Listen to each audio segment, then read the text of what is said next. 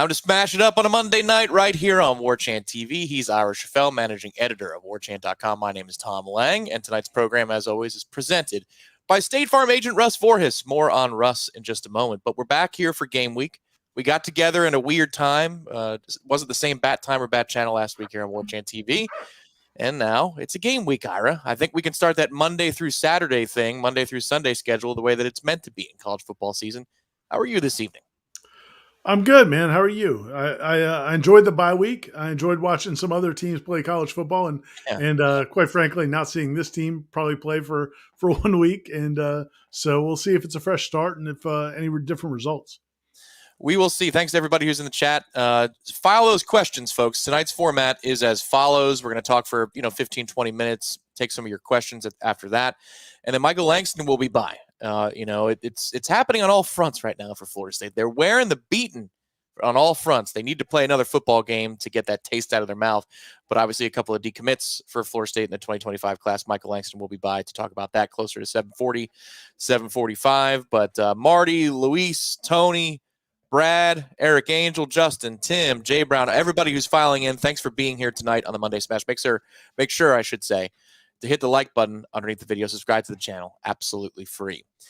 So we're getting there, Ira. We're almost to another data point. It's funny, the last time I was begging for a data point, then we watched the game and I said, oh, God, this is what I was waiting for.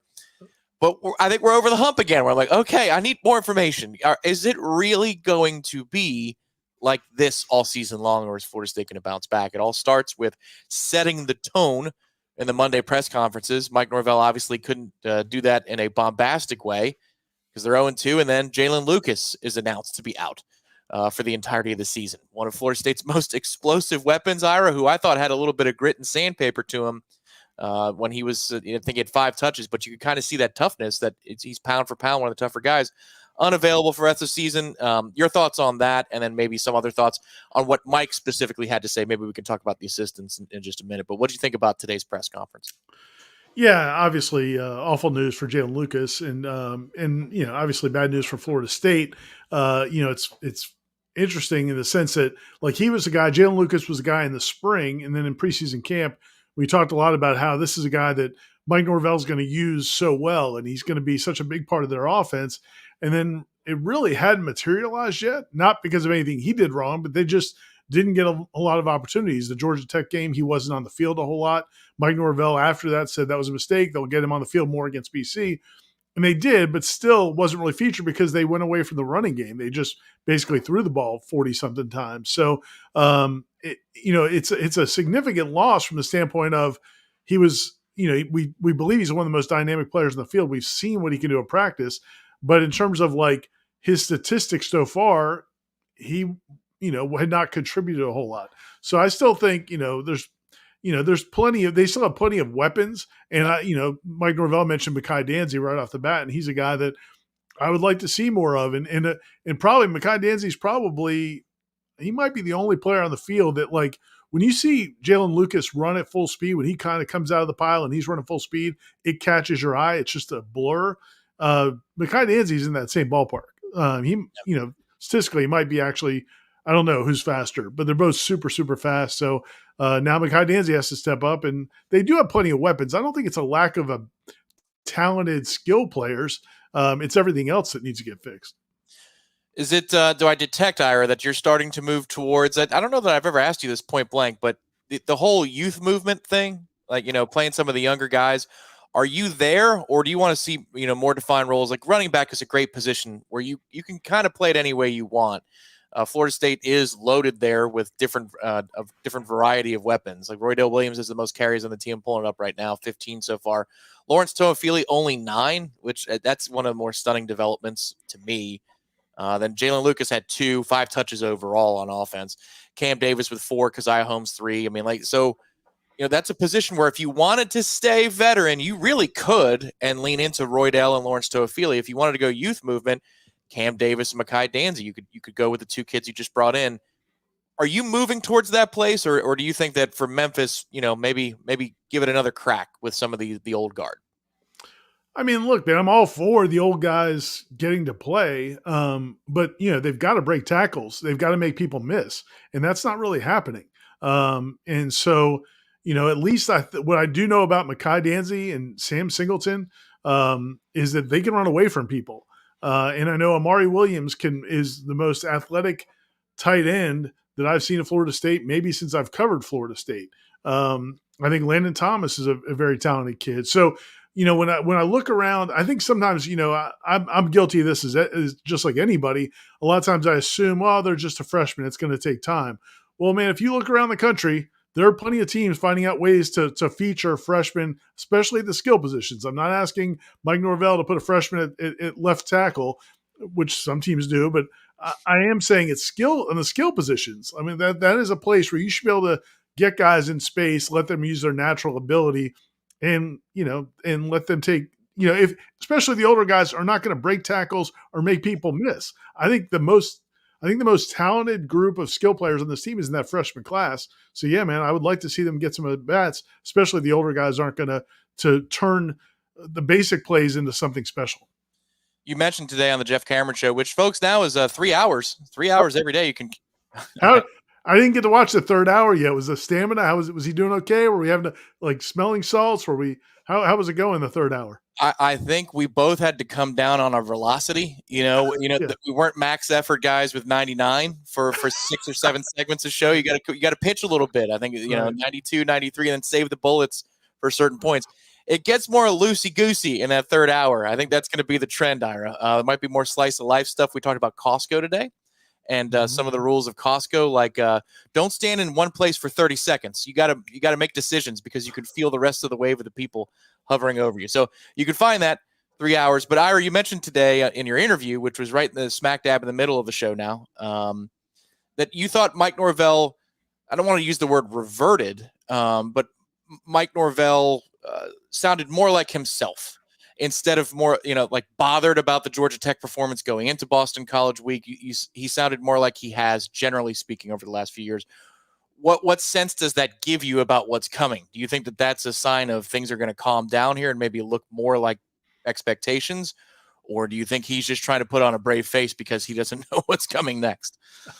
I'm inclined to think he feels pretty good about getting on the right track. And look, man, he's been wrong before. He was wrong 2 weeks ago when he thought this was going to be a team that had a great running game and could be a playoff contender. So it's not to say that he may believe that and may be wrong, but I did feel like after the Boston College game, or excuse me, after the Georgia Tech game, he just, I don't know, man. I'm sure he was in a state of shock. I think he could not believe how they played, and then that ensuing week of practice felt like they were trying to push different buttons and kind of take some different approaches about, kind of, I guess, proving that was a fluke or whatever, and just getting right back on the right track against Boston College. And then that didn't go well. I kind of wonder if maybe he's basically resetting himself and resetting the team into, listen, let's just go back to what we've always done. Let's go back to coaching these guys as hard as we can. Get them to, bring the energy up. I thought his energy, even when he came into the press conference before the press conference started, he was kind of, just had a little bit more energy and things like that. So I feel like seems like to me, maybe I'm projecting, but it feels like to me, maybe he's kind of resetting it, trying to get back to what they've done in the past instead of trying to figure out what went wrong in the opener and massage it into game 2. This just felt like normal Mike Norvell to me.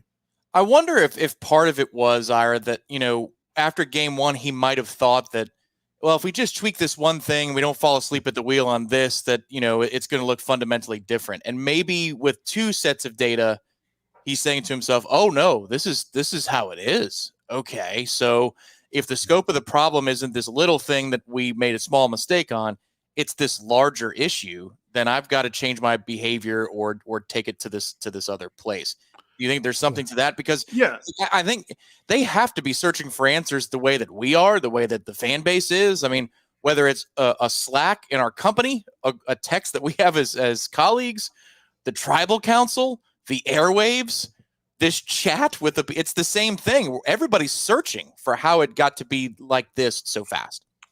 Yeah, I mean, I think when a couple of comments he made, a couple of comments that John Papuchis made, kind of made me feel like again, they talked about, because I asked them about, where you were 3 years ago when they were 0-4 to start that season. And one of the things when that season turned around and they ended up winning several games in the second half of that season, and then in the next year they go 9-3, and the next year they go 13-0. Like, one of the things that everybody on the staff, from trainers to athletic trainers to equipment guys to the coaching staff, they've all talked about how one of the best things Mike Norvell did during that time was, like, he didn't try to rewrite what he does. Like, he didn't try to reinvent himself or try different approaches to reach the players. He kind of went back to, or just stuck with, what he had always done as a coach. And again, I feel like maybe in that second week trying to reach these guys, maybe he did try some different approaches. And now, again, this may be projecting. We'll see. We'll be at practice tomorrow. We'll have a much better feel. But just some of the things I heard about, they do practice some over the weekend. They practice some on Sunday. It sounds like, it was Mike Norvell's kind of going at it and being demanding. And that's what he's got to do, man. That's who he is as a head coach. Yeah. And so, I think he needs to lean into what had made him successful before, the start of the season. Yeah, it's not warm and fuzzy, his coaching style on a day-to-day basis. And, I think a lot of fans right now are saying, yeah, be tougher, because the team doesn't look to play very tough. I've got a comment here from Xander about leadership. We'll go to there in just a second, but we got to talk about one of the leaders in the industry of insurance, folks, and that's State Farm agent Russ Forrest. You see his name's right above Ira on the screen. The Monday Smash has been brought to you by State Farm agent Russ Forrest for well over a season now. Russ enjoyed a perfect regular season last year, and he's hoping for, just like we all are, the 0 to come off the board on the other side of the dash. Now, this time around in 2024, he covers you head to toe. He covers you border to border in Florida, in Georgia, in Alabama. He's an OG Seminole, and he supports the Noles through thick and thin, and things are very thin right now. But Russ has been a supporter, Ira, comprehensively of Florida State community. That includes us at warchant.com, and he knows his stuff. And you might just be able to have a little group therapy session with Russ, too, if you call one of those numbers at the bottom of the screen. Yeah, and the great thing about when you have a good insurance agent and a good insurance agency behind you, it never feels better than when you need it. Like, when something goes wrong, there are other companies you can find, maybe like cheaper rates or whatever. And then at the end, when you're in a bind, you wish you had somebody that you could depend on. And Russ is definitely that guy. And he and his staff do a great job. And like you said, they're Noles. When you reach out to them, let them know that you heard about them on the Smash and on warchant.com, and they will do you right. If you're listening on the podcast, as always, I'll spell out Russ Vorhis' name, because that is the website, RussVorhis.com, RussVorhis.com. I'm a customer of Russ myself. I might be expanding my coverage portfolio with State Farm agent Russ Vorhis. I'll keep you posted here on the Smash, but an awesome customer service experience, and the prices are pretty dang good too. Xander says, this team missing a leader is huge. A leader promotes communication, promotes competition, promotes them to push harder. That's one of the things, Ira, the general statements that you're hearing a lot of is like, toughness or heart or leadership. Again, I don't know that we've had this discussion, but where do you think, leadership falls in the pie chart of where Florida State is in terms of looking for reasons? I mean, it's definitely a part of the equation. There's no question. But, and one thing I really like about Mike Norvell, and I think Jimbo shared similar sentiments also, was that, there's always talk about leaders. The perception we have of leaders is kind of the stereotypical thing we've seen on movies, or, somebody stands up in the locker room and demands that everybody raise their level of play or whatever it is, or make some rousing speech. But the reality is, leadership happens at practice, and it happens Monday through Friday. And it's all the little things in terms of helping guys when they're going through tough times, being somebody that other guys can lean on, being somebody who does everything the right way so that it kind of sets the standard. And I think, you look at all the guys they lost from last season, and I think I assumed that because the culture had been in a good place, because the program, Mike Norvell's been here for 4 years, that there were enough older guys that the younger guys would just kind of assimilate and it would take care of itself. But it clearly hasn't happened. And the problem is, a lot of your older guys who I think would be good leaders, I mean, there are guys that talk, there are guys that have good, big personalities. A lot of them aren't playing that well either. And I think that's the challenge is, if you're not playing well as a team, who can you count on to kind of be that bedrock? And you need guys that are performing. It can't be anybody. Like, somebody who's not performing well, if they start getting onto other guys, that's going to be worse. That's going to be detrimental. So it's just it's a fine line, but I don't know that you can create it. I think coaches can kind of foster it and try to bring it out of certain guys, but a lot of it's got to come from the way they perform, and you need guys who perform well in practice, to perform well in games, to be dependable, that everybody else can kind of rally around as the rocks of the team, and they just don't have that, partly because they don't have the performance side. Yeah, you have to be good to be a leader. Yes. If you're going to be on the field, there has to be an aptitude there. One of the things I saw, Ira, for a lot of you out there, I'm sure you checked it out, but if you missed it, Dominic Robinson did a long breakdown on Florida State's defense and what's wrong with it. In fact, Dominic and I are supposed to be getting together tomorrow, tentatively scheduled for tomorrow, to do that about the offense and take a look at what's wrong with Florida State's offense. But over 8,000 of you checked out that video. Thank you for doing so. Again, it's on the channel here on Warchant TV. One of the things that jumped out to me, Ira, and this is what Dominic spent almost half an hour on, is communication issues.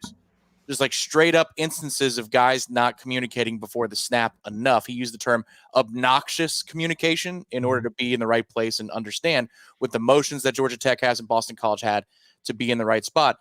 What it looks like to me is that out of everybody in that back seven, call it a four-man front, the back seven, Shyheim Brown knows where to be. Shyheim Brown knows the communication that's necessary.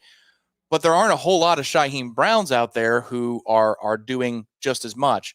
Some guys are, but it just, as a coordinator on the field, that middle level at linebacker, I really am coming to believe more every day, Ira, that they're missing Tatum Bethune in a huge way.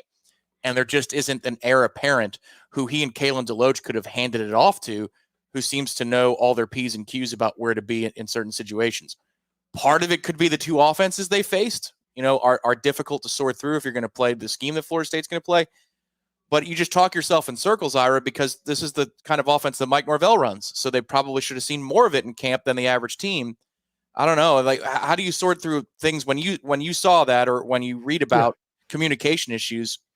How does that jive with you? Because to me, it just reeks of like, that's a basic thing. We got to be able to talk to one another. And Adam Fuller spoke on that today. Yeah, and it was a great video. And D-Rob, I love listening to Dominic talk football, or just talking to him about it, because he does a really good job of explaining things in a way that somebody who didn't play football certainly at a high level can understand. But I think, to me though, my biggest takeaway of that is, it's one thing to communicate in a classroom or at a chalkboard, or even in practice, maybe in a controlled setting.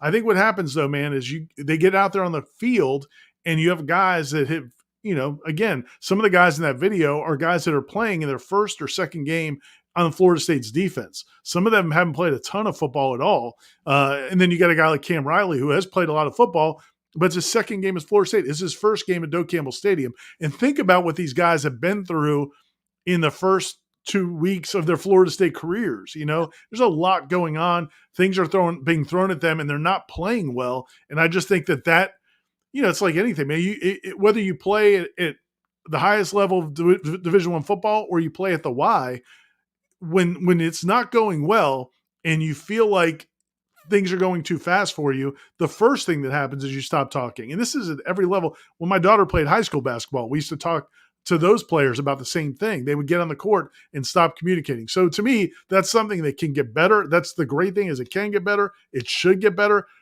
The fact that Adam Fuller, after the first or second scrimmage, he was asked about communication, and he said it wasn't very good in that scrimmage. He said it needed to get a lot better. Well, if it's not happening in a scrimmage or in a practice, then there's very little chance of it happening during games. Now, again, the more comfortable they get, the more the coaches get them to feel confident and comfortable with what they're doing, it should come out. But that's on the coaches. That was another great point I thought D-Rob made, is, okay, if it's not working, then as a coaching staff, you got to figure out how to get those guys confident and comfortable so they can communicate. You can't just say, oh, well, wait till next year. They've got to figure out a way to make it happen. Yeah, Adam Fuller said after the scrimmage, I remember that press conference, he says, not great. We have some great communicators, and we don't, and some other guys aren't so great at communication. And clearly Shyheim is a great communicator. He does everything but walk over to his teammate, point at the response. He almost did, and on the one play that Dominic showed, point to where you're supposed to go, and then walk back. It's just it seems like to me one of the places it's breaking down is the other safety spot. Devontae Brown started game one, and he's a veteran, so you're looking for somebody who might be calmer in those moments, but he was a little bit late in terms of getting downhill, and Mike Norvell has actually singled out safety play and saying that they need to get downhill, make more plays, and that Conrad Hussey's still growing into the role. So it's almost like pick your poison. You're going to have a guy who might be a little bit more timid but sure of the responsibility, or the guy that communicates not as consistently as you'd like. So that's what they're trying to sort through in this moment.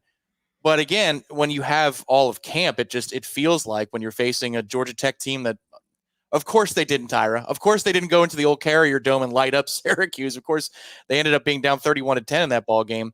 And we'll see what Boston College is.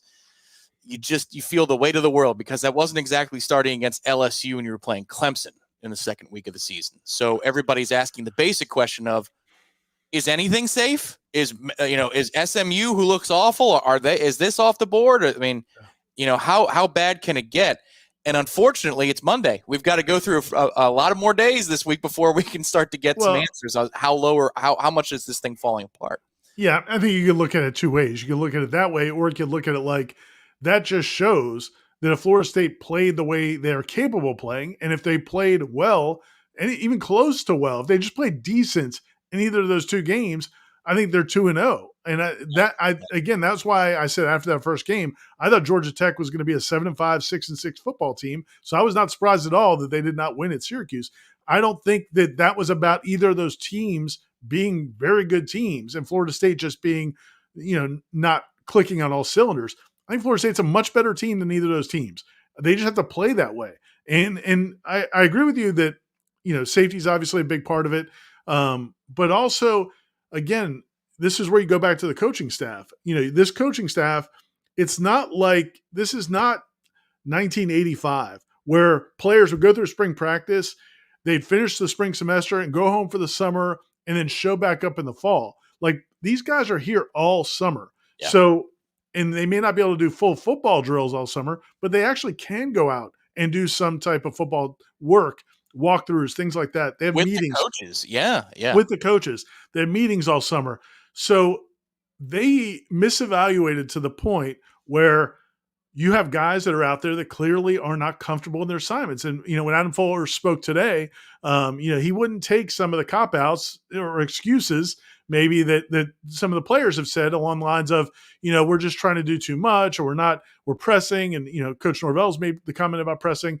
He was like, no, we've got guys that aren't triggering fast enough. We're not basically not doing our jobs, not playing fast enough, not seeing things quick enough, not triggering, which we all can kind of see. But his point was, he's not going to let them use the excuse of I was trying to do too much.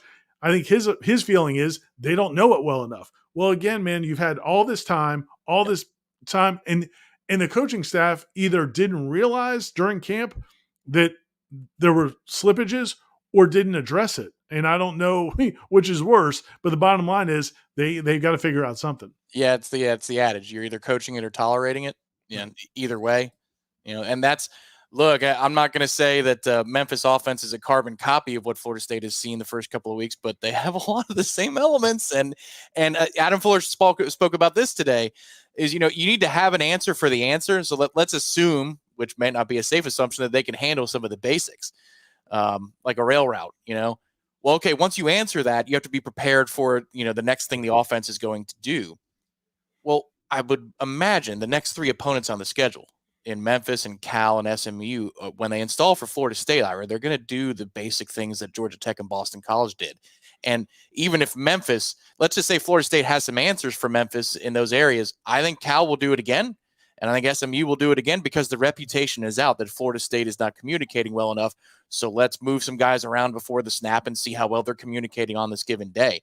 Like, once that reputation arrives in the coaching community and when they're scouting, I mean, Florida State's going to have to prove beyond reason that they can handle these particular things and they can communicate well as one unit.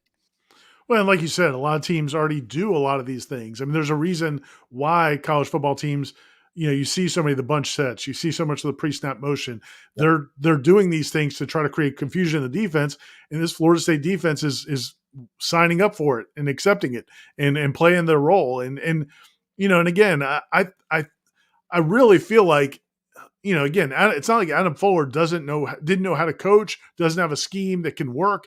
But for whatever reason, these guys, and maybe it's expecting some older guys who have played college football elsewhere. You brought in Devontae Brown. He starts the first game.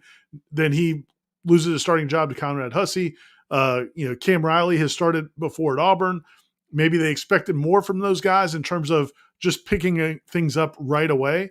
And maybe that hasn't happened. But, again, it's just I don't have a doubt that they have the physical ability. I don't have a doubt that the coaches know what they're supposed to do or these guys are supposed to do. It's getting them to do it in the moment in real time, because it's those hesitations to me. It's rarely as if they're just getting run over or they just, they can't physically it's not that they can't physically compete. They're just not in the right spots. Yeah, and it sounded like the coaching staff agreed. We talked about this a little bit last week, that the defensive line might have played better. And right. I think we all agree they played better in week 2. But, that all that does is it opens a path for a second-level guy to go make a play. And those plays weren't made, and that might be because of the hesitations, things you're talking about. Yeah. I know he's not the collective father of Seminole headlines, which will be there tomorrow right here on this channel, 1 o'clock. You guys have a shared father in Mr. Cameron. Yes.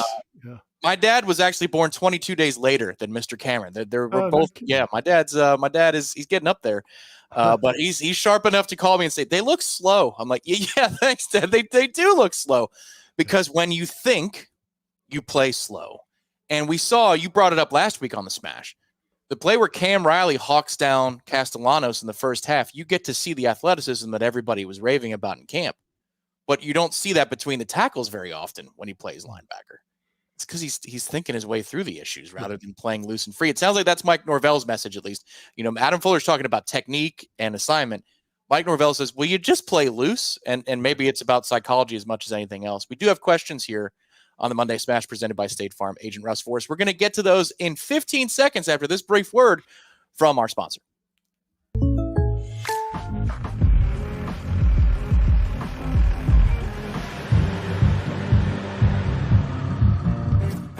Contact Russ Forrest for an auto quote today. There's no doubt that if it does not get better, Ira, that changes are coming to some degree for Florida State. And maybe even if it does get, incrementally better, they might consider making a change or two. So Luis he believes that. So that's his assumption first. But he wants to know if we believe that the administration and Mike Norvell are capable of making changes in the offseason. I'm going to add the caveat if necessary. He says it's obviously time no matter how it changes. Complacency has somewhat set in or appears that way. What say you? I mean, I can't disagree with him. I mean, I think there's a feeling that whether it was overconfidence, complacency, whatever the reason, they clearly this team was not prepared as well as they need to be prepared, and we've seen that in the first 2 games. And so, again, whether or not this was a college football playoff roster, whether or not this was an ACC championship roster, we can see. We'll have more time this season to figure all that out.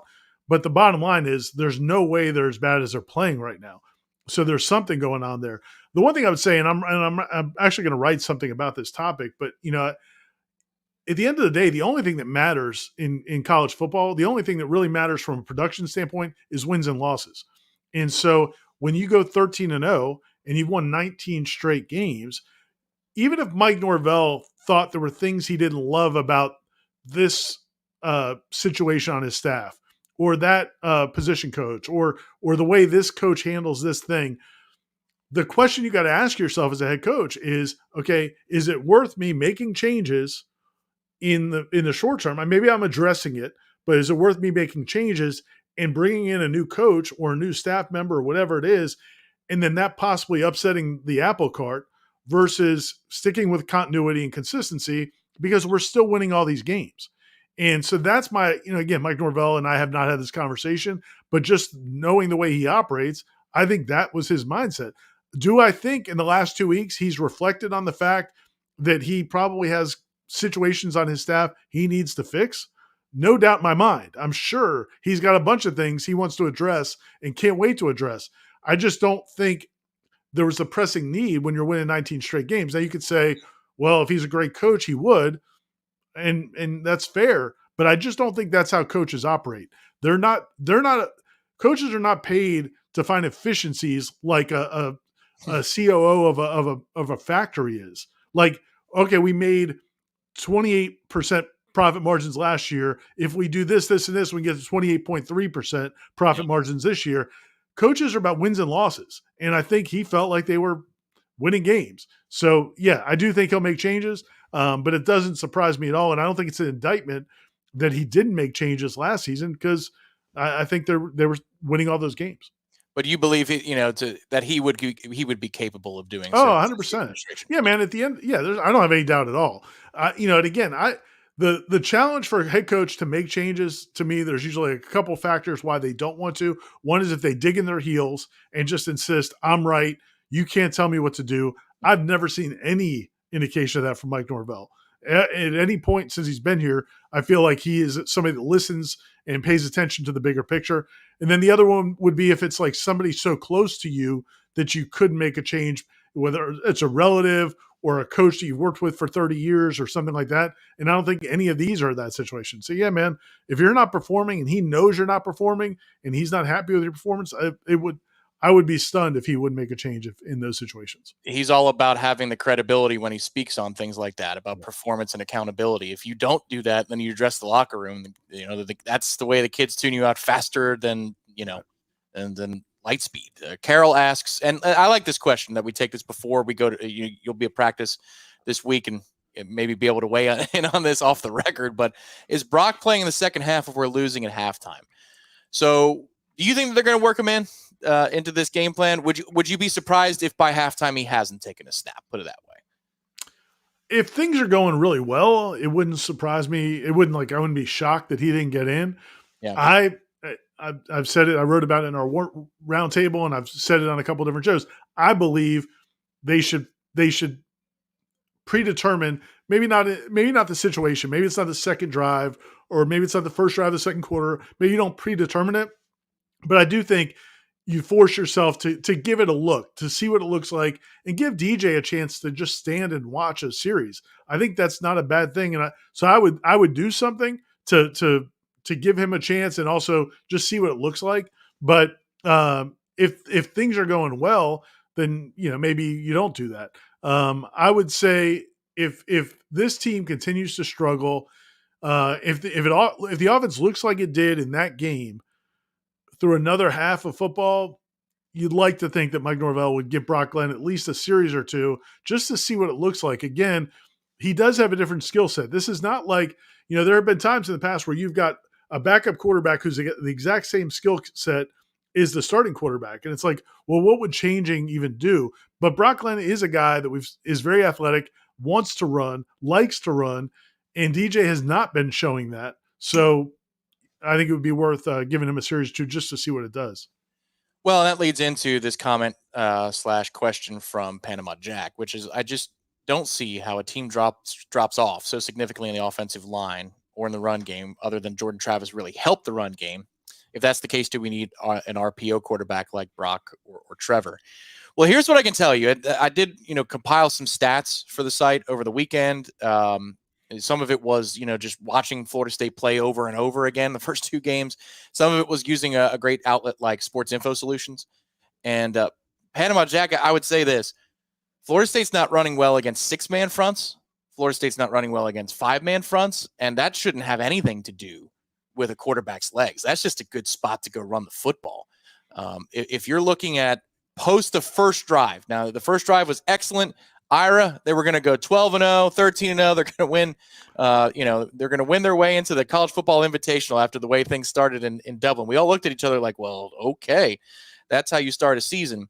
Since that point, against a 6-man box or fewer, because actually one of those plays is 5, Ira, they're averaging 2.33 yards per carry in those situations. 6 men in the box, and that's 18 runs. That's a big enough sample size. When they're facing a 7-man box, it's 1.5 yards. some of that might be the quarterback run, the threat of it, but a 6-man box shouldn't have anything to do with numbers in the quarterback. So that's part of the problem. And then the other thing is, if you look at the number one running play counter in neutral situations, last year it wasn't very good, even with Jordan Travis. They averaged under 4 yards a carry. In 2022, when that thing was humming, they averaged over 6 yards a carry. So my answer to that, Panama Jack, would be it's a little bit about the quarterback. Sure. How could it not be? Jordan Travis brings a different threat than DJU does. But you've got a trend here of in general that they're not blocking even when they have numbers to go block. Yeah, and part of it, especially when you talk about like a counter, any kind of gap scheme. I mean, like this is not zone blocking where you're just trying to kind of like angle guys out of position or things like. I mean, they've got to go move that dude out of the way. And like in counter, when a guard's pulling or tackle's pulling, and they've got to go take on a defensive end, you can't get stoned in that situation. And that's happening sometimes. Sometimes they're just not, they don't look athletic enough. I mean, there's a bunch of reasons why it's not working, but yeah, part of it's on the running backs too, man. Like the thing I think Mike Norvell and his coaching staff, Alex Atkins, where they may have overestimated this offensive line last year was not only did you have Jordan Travis in his mobility, but you also had a home run hitter in Trey Benson. Yep. And that probably changed some things as well. And so we all set, one of the reasons we all thought this running back room might actually be better overall was because Trey didn't always have the best vision. And there were times where he picked the wrong hole or wasn't patient enough or whatever it was. Whereas we felt like these guys might be more suited for that. The problem is they don't make anybody miss. They don't run through tackles and they can't run away from anybody. So other than that position's fantastic, and the blocking hasn't been good enough. So I just think it's a combination of all those things. But again, that's where I'm looking at Mike Norvell and saying, listen, man, in your first few years here, when you didn't have much talent, you schemed stuff up. And he schemed up some stuff in the passing game last week.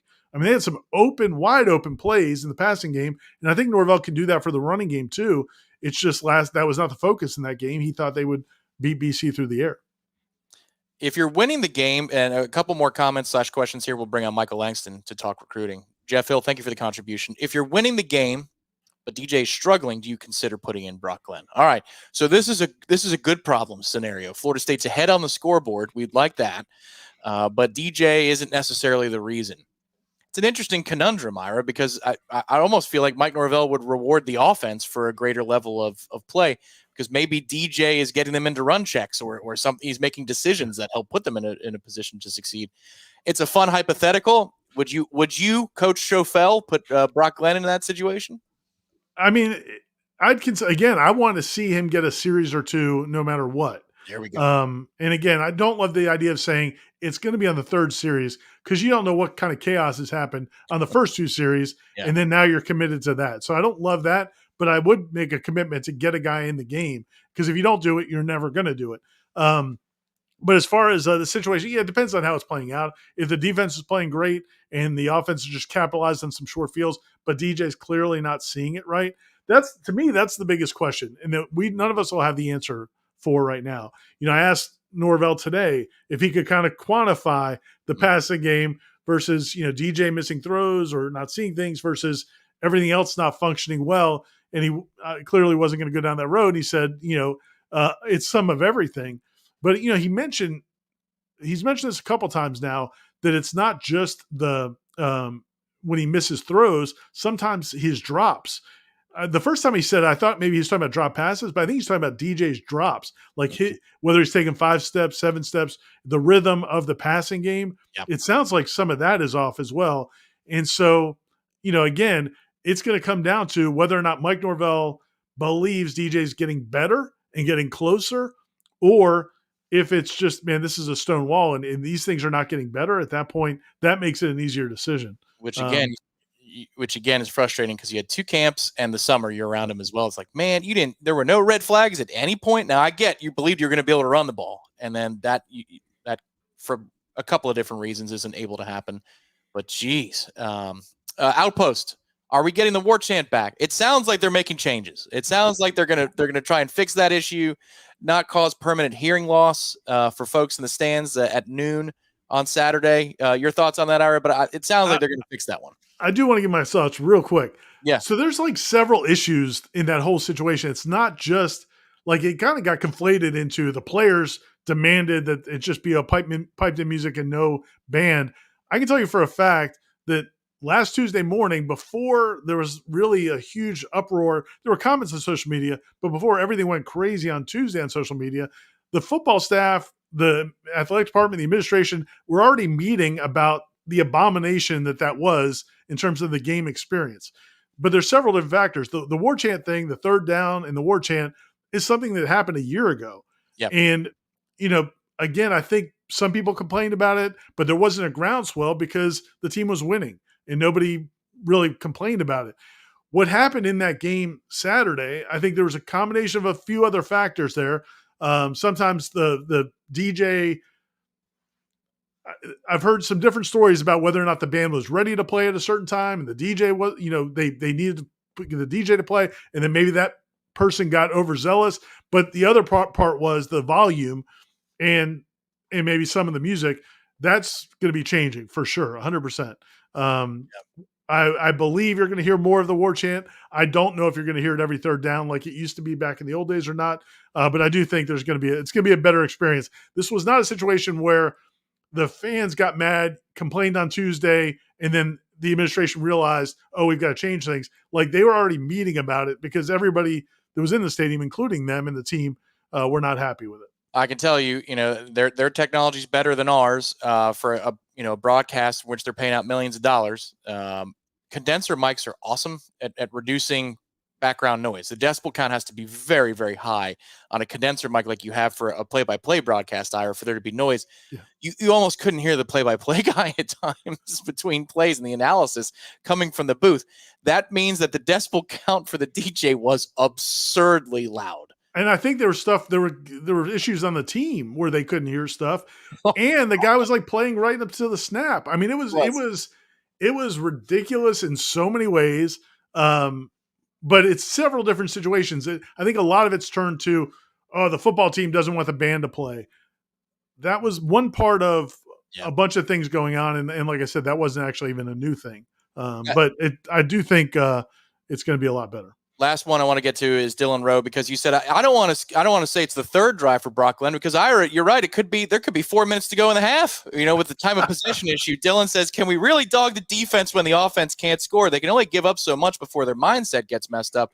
I mean, 14:50 of the first quarter is a hurt thing, because it pays dividends later potentially.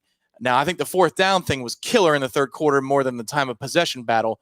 But it is a team game, and getting off the field is allowed in those situations. So how do you thread that needle? No, it's a great conversation. After the first game, I was more frustrated by the defense.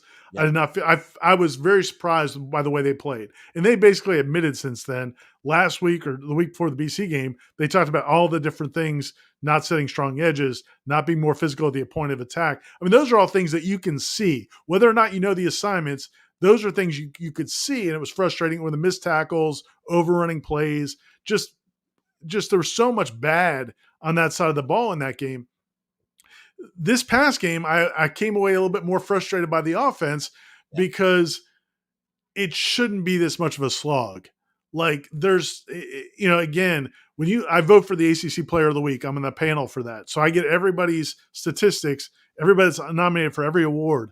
And Tom, there were probably 8 or 9 quarterbacks in the ACC this weekend that passed for over 300 yards. Yeah. There were probably 9 or 10 receivers who had like between 100 and 170 yards receiving, guys with 2 touchdowns, 3 touchdowns, freshman running backs, freshman receivers.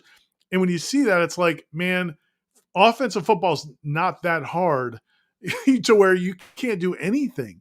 And this team right now feels like everything is a slog. So I came away more frustrated with that. But yeah, man, to your point, you cannot let the other team have the ball for the entire quarter.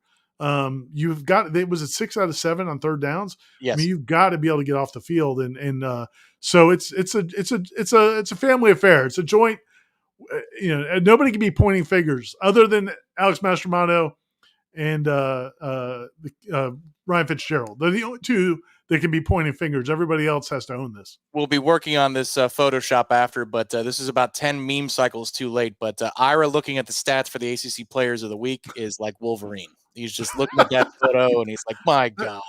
I was texting Corey and Aslan. We have a text thread, and I kept I kept texting him different things, and then finally I was like, and they stopped responding. I'm like, okay, I'm going to stop now. This is not healthy. This is not good for anybody. Did you see Kyle McCord? Yeah, exactly. Exactly. So coming up tomorrow on the Warchant Multimedia Empire networks of everything, you got Wake Up Warchant in the morning with the pod. Practice coverage coming your way here on Warchant TV, warchant.com, and the message boards with updates. How are they looking? Is the message different? Is the tenor different? It's interesting times. Mike doesn't need his old school coming down here and beating him to go 0-3 after leaving 5 years ago. That's not a great look. So how is Florida State preparing? And then, of course, at 1 o'clock, Seminole Headlines takes to the stage right here on Warchant TV. So we're loaded up tomorrow. Ira, thank you very much for your time. And I'll be catching you, I'm sure, next week on The Smash. But thanks again. Yeah, man. So now you're going to talk about something really uplifting like Florida State recruiting. That's correct. That's coming up in 15 seconds with Michael Langston, our senior recruiting analyst, after this word from Russ Forrest. Good night, Ira. See ya.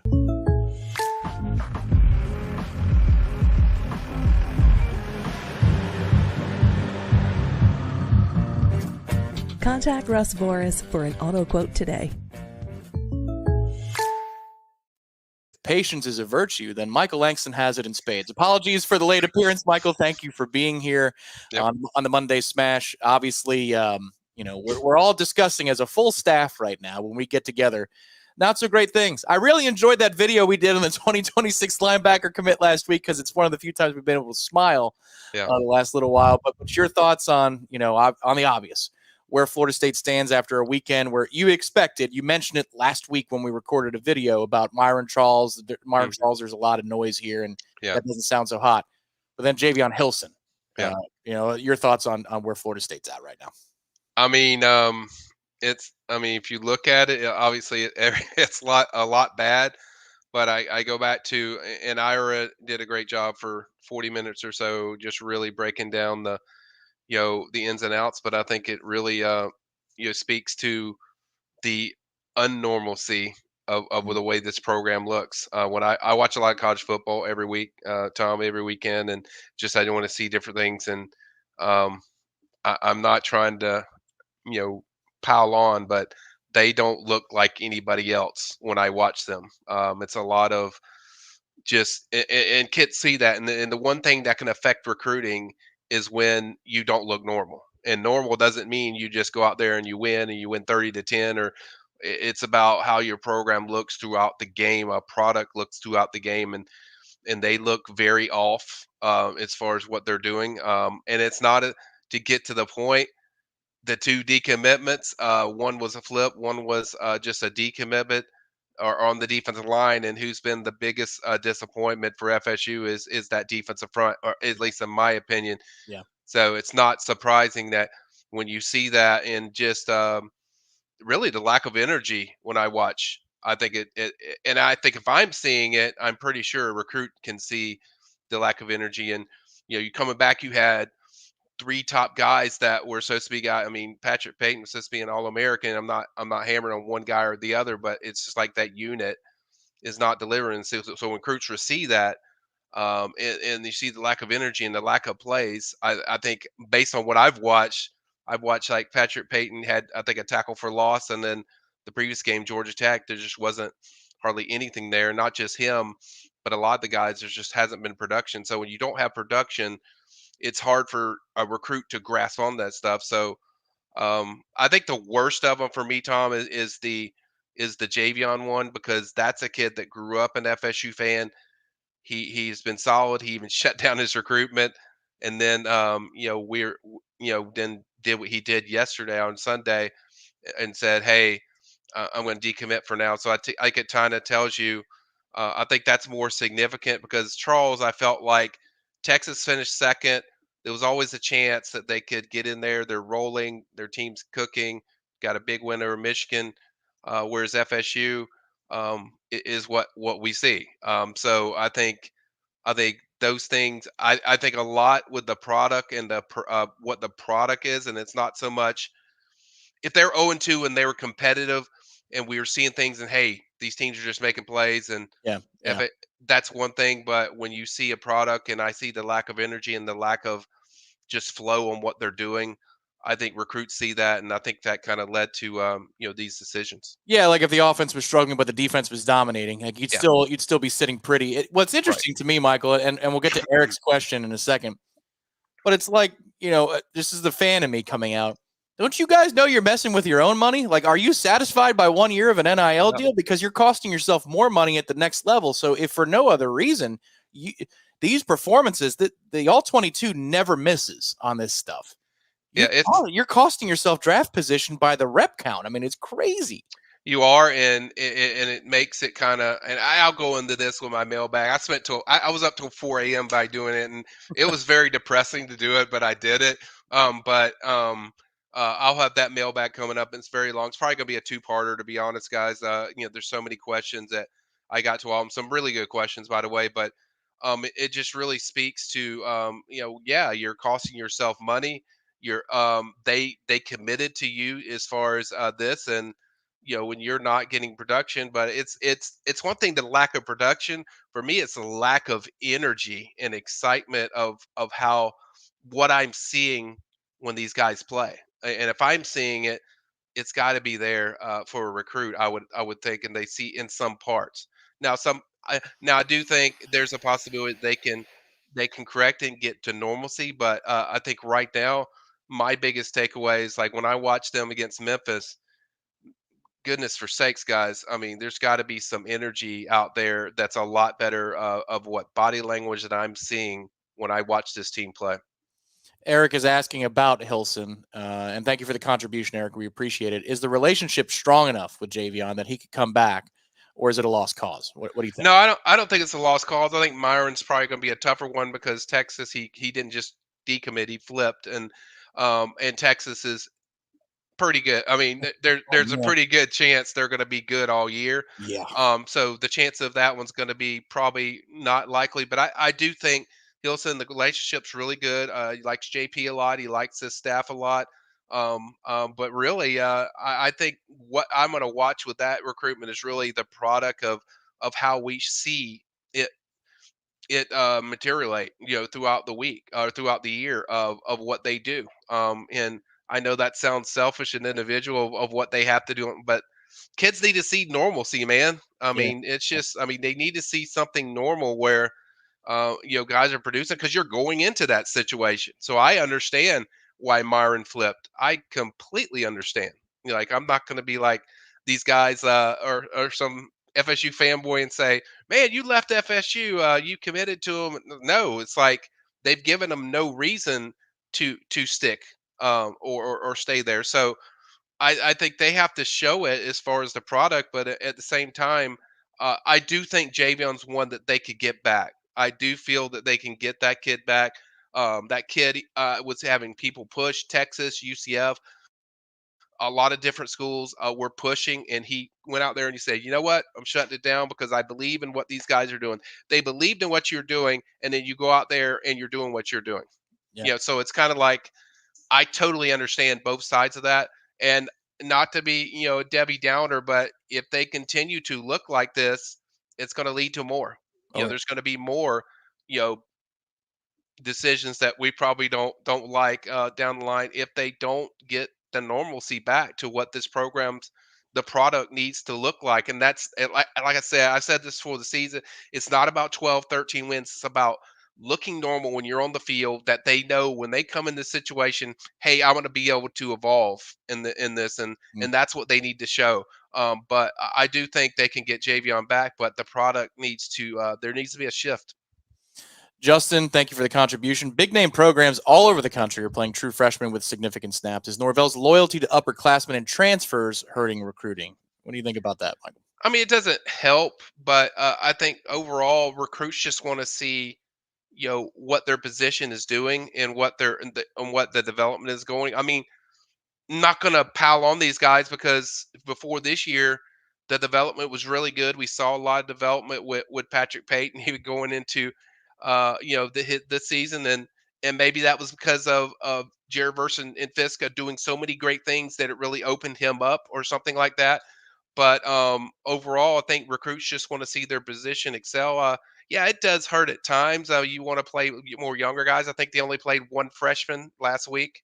I think Cam was the only Yeah. one I think that was on the field. So I think you do need to certainly open the door to, hey, give these guys a chance and see what they can do. But overall, I mean, I said that because I've got so many texts from people, family and friends and stuff about, hey, what are you thinking? It's like I think it's really simple for me. It's like you have to put 11 guys from offense and defense that are going to fight for each other and show some type of product that there is a flow to what they're doing.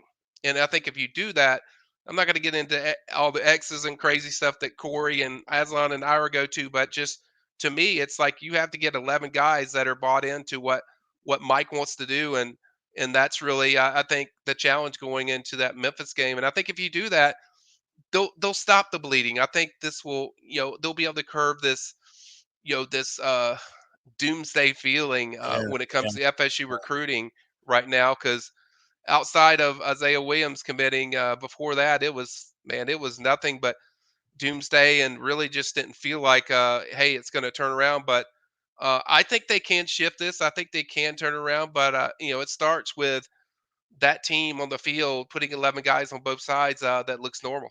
That's the same way on the team side, Michael. We're going on 3 weeks of doomsday. Yeah. Since Dublin, it's just wild. Xander, it sounds like his question was just answered. Michael just answered Xander's question, but I do want to post it. Do you think recruits talk about the coaching staff not being the same when they get here versus what they see when they see something like this and it affects where they go? Michael just told you yes.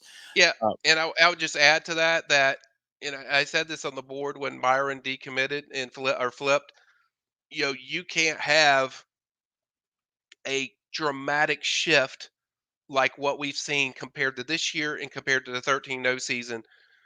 You just can't miss that badly if it's not going to have consequences to decommits and stuff like this. So that's something where in the future they have to make sure these evaluations, whether you're paying somebody NIL on your team, the amount that you feel like is, you have to hit on that stuff. And like I said, other schools not seeing that problem when transfers come in there, not seeing that problem where you're getting production. So and that's tough, and that's not a really a shot towards Mike or anybody else. I think it's just you have to be sure of what you're getting, and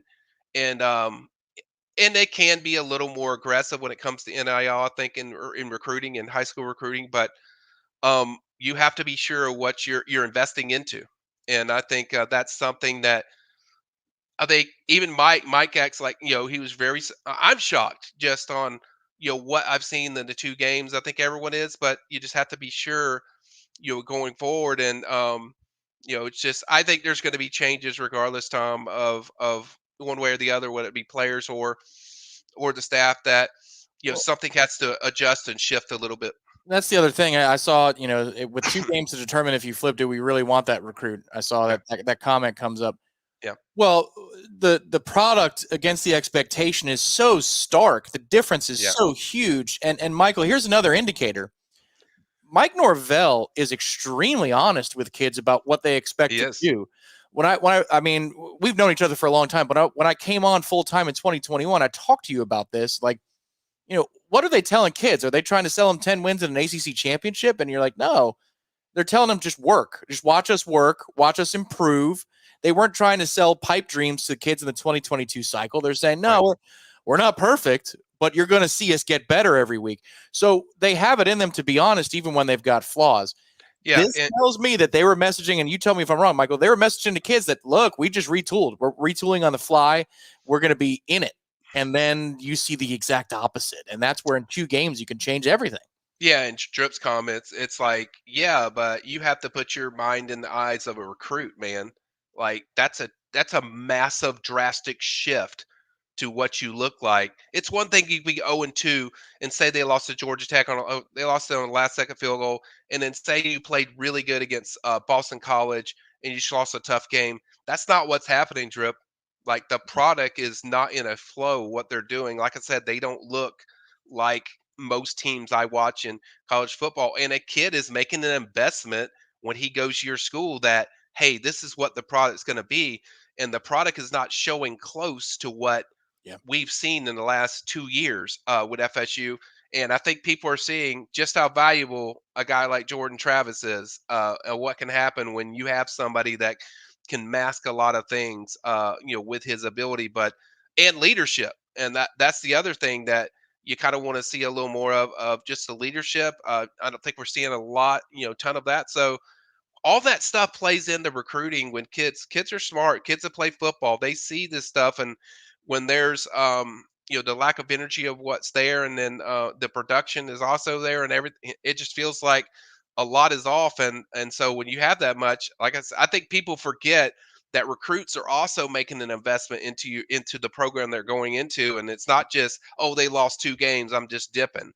I think it's like it's how you lost those 2 games. Yeah, it's you're correct. I totally agree. It's the way they look, and again, that's the thing. This staff doesn't blow smoke if they're going to have problems. Right. That's their track record. So it tells me that they're stunned by this, because they were messaging like they were going to look completely the opposite of this. And there are a lot of questions that we're seeing. So Al says Miami went 7-6, is still has a good recruiting class. There's multiple questions. Brad, what is all the components to recruiting, and why have we suffered so bad against schools, whether big programs or mediocre? What are we missing? And then Giovanni, again, the same thing. Michael, what do we believe is leading to recruiting success for subpar programs like UF and Miami in terms of their product on the field? Is it NIL prioritization on high school, promise of immediate play? Because it can't be recent success on the field. Right. Lots of the same question. What do you think? Yeah, I think with Miami, the focus strictly on that situation. One, you have a very elite recruiter has strong ties to the state of Florida. He lives in an area that's a fertile ground in South Florida.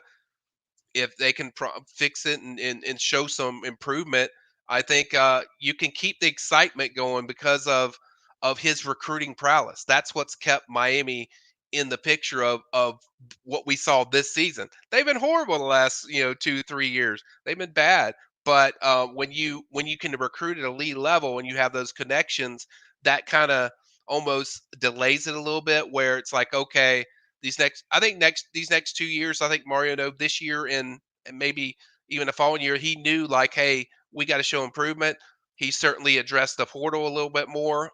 They were a little more focused on that, and then they got a 4-leaf clover laid in their lap with Cam Ward, where he wasn't going to go there. He's going to go to pros, and then all of a sudden, last minute, gets a pro grade, and then bam, he's at Miami, and that's a fortunate break. But hey, when you're putting that much emphasis, but I do think their aggressiveness NIL is a little bit more uh, higher than what FSU does as far as from the high school market. They really value that as far as doing that. So that's something as I mentioned, I think FSU could be a little bit more aggressive. That's what's kept Miami afloat, was that elite recruiting and those ties. And I've said it before when Mike Norvell, he's not from the state of Florida, guys. He good portion of his staff's not from the state of Florida, so they had to build their product off, production on the field.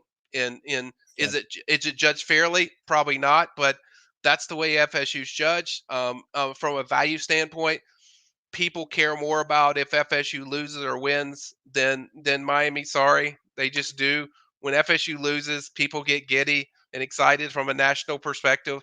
Not to the level when Miami was stinking. Did you hear anything? No. Right. You heard maybe they didn't take a knee against Georgia Tech, but outside of that, nobody really cares. So FSU is going to be judged a little bit differently, and I just think overall, one, they can improve their situation by getting maybe a few more with recruiting that prowess with certain, if they decide to do staff changes and stuff like that. I think they can bump it up a little bit more and do that, but and be a little more aggressive in maybe the NIL part. But overall, product for FSU, we've known this for a while, that was something that they need to stay consistent.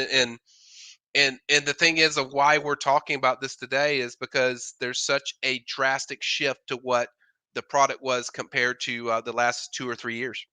Yeah, people are used to Miami losing, Michael. I mean, broadband internet was kind of new when their fall started. Like Roadrunner was around as an internet service. Never lose your nerd. I'd love to see our actual running back Toa Feely or run 9 carries through 2 games. I don't disagree with you. Never lose your nerd. Yeah. We had one question about everybody's favorite linebacker coach, Michael. Just your thoughts on Randy Shannon at this point.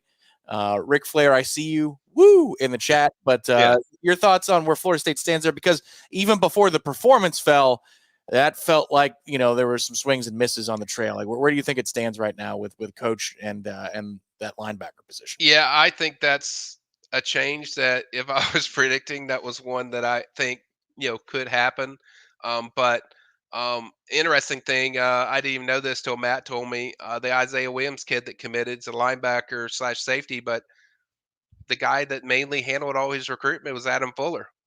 So that's very intriguing and interesting to me that a guy from that area. It's mainly Fuller, but yeah, I just think, I mean, I go down to production, and we looked at the production last year with you know Bethune, Lundy, and Deloach were phenomenal last year. He did a great job with those guys. One of them was from the portal, but right now it's a struggle with linebacker. When you watch these guys, it's a big struggle of production. So yeah, he would definitely be the guy that I don't want to. I don't like talking about coaches because I don't know what's going to happen as far as what's going to do. But I mean, if there was a change to be made, I think that would be one that would be highly likely on my book. So this is the last thing tonight, and we appreciate everybody being here on the Monday Smash presented by State Farm agent Russ Voorhis. This isn't about specific coaches because I know it's people's gigs, Michael. I know it's not easy. You're queasy talking about people's livelihoods. Now they're paid well though. That's the other side. I'd love to be paid $700,000 or $600,000 and be let go. Like, okay, I'll find something else. R. Wilmer says, could the talk of coaches being released or fired be affecting recruiting? Like, how does that work? Just the machine of that kind of noise in the system.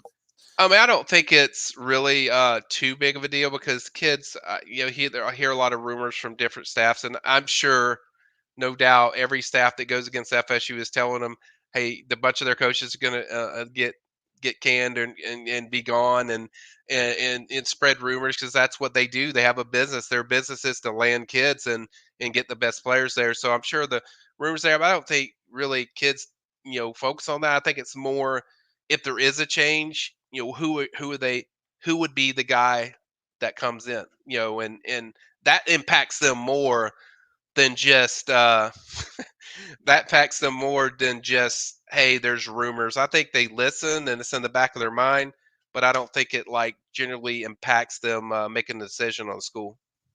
Michael, always appreciate the time that you make Yep. for us on Warchant TV. You've mentioned it a couple of times, but just if you want to reiterate, you got a mailbag coming. What are you focusing on in the week to come here? Whew, man, that was you. By the way, our members are so awesome. Like some of the questions you guys were so good. I don't want to say what the questions are because they're so good. I want you just to everyone be surprised and read it. But thank you so much to everyone that chimed in. I think we had around 30 questions. It's really detailed. I'm gonna let Ira put in what he wants to put in, but I think it's really good. But it's coming up. I think the topics will be discussed on some similar things on NIL. There's a good part of that covered, but also just where things go and what they do and maybe what they can do to maybe shift this thing as far as recruiting. But I think those are some of the questions in there. It's really good piece. I know Matt's going to have probably some stuff coming up later this week, and then we'll see who's coming for the Memphis game. Obviously a noon game. Not expecting like 25 stars there, but certainly we'll see who's coming and we'll cover it. And we're going to be here, Matt, Tom, everyone. We're going to be here, good or bad. So it's not fun, guys. If you're wondering how I'm feeling personally, like this is not fun. It's not good for business when things are bad. We want it rather be good for business, but positive things. But we're going to be here, and we'll cover it, good or bad. And like I said, I think the main thing is just getting the product more normalcy. And I think if you do that, then I think they can stop the bleeding. But that's kind of I think where we're at. Can't be afraid of the tough conversations. No. Michael and I have had a few, live on a signing day special where we've had to have real conversations. So there are more of those ahead, but we appreciate Michael and his work. Head out to the Premium Recruiting Board to check out more information and be on the lookout for that mailbag this week. We want to thank Ira Schafel, managing editor of Warchant.com, for his time tonight. That was also, it's a real conversation, folks. When you're in a relationship, and we are, you guys out there and us, sometimes you got to have those real talks, and this is one we're going through right now. Director Ben Spicer, behind the scenes, thank you very much for your production skills, as always. Thank you to State Farm agent Russ Forhis for his sponsorship of the program, and everybody who donated to the cause tonight. We also very much appreciate that. For Michael, my name is Tom. We will talk to you next time on Warchant TV. Be on the lookout for practice updates starting around 10:30 tomorrow morning. Good night, everybody.